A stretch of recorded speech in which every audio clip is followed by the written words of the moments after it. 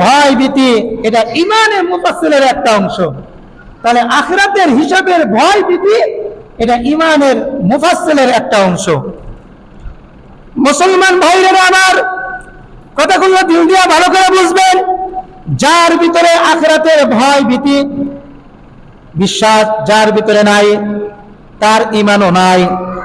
তাহলে আখিরাতের ভয় ভীতি বিশ্বাস যার ভিতরে নাই, তার ঈমানের কোনো অংশ নাই, তার ভিতরে কোনো ঈমান নাই।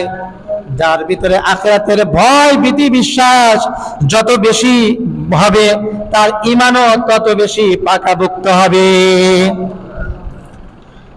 মুসলমান ভাইরা আমার, নবী রাসূলদেরকে আল্লাহ পাক রব্বুল আলামিন বলে দিয়েছেন, আপনারা মানুষের ভিতরে আখিরাতের ভয় ভীতি বিশ্বাস পাকাপোক্ত ভাবে ঢুকিয়ে দিন।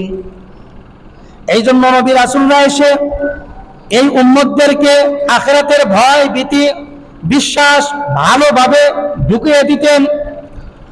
ও মুসলমান, নবীদের বড় দুইটা গুণ হলো, একটা হলো বাশির আর একটা হলো নাজির। বাশির অর্থ হচ্ছে সুসংবাদদাতা, আর নাজির অর্থ হলো বিতর্ক সতর্ককারী। ও মুসলমান, পৃথিবীতে প্রত্যেকটা নবী রাসূলের ওয়ারিসগণ উম্মতের উলামায়ে কেরাম তারা দুনিয়াতে এসে এই উম্মতদেরকে আখিরাতের ভয় ভীতি, গুনাহ করলে আল্লাহর আদালতে দাঁড়াতে হবে, এই ভয় ভীতি তাদেরকে সব সময় এরকম দেখিয়ে গেছেন।